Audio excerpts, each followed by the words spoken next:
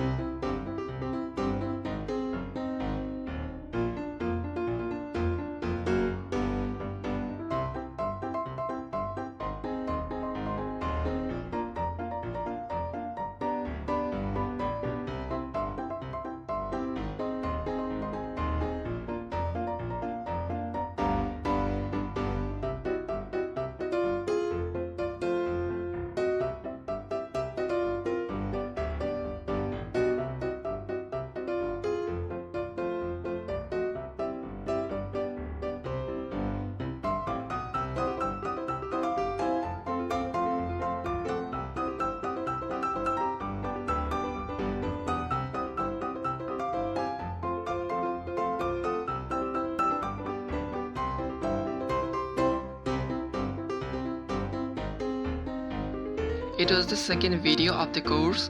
You must check the third part, in which I will be discussing the shadows and the other details in this vector portrait. You must check that out. The link is given in the end of the video and also in the description. Okay, bye. Thanks for watching.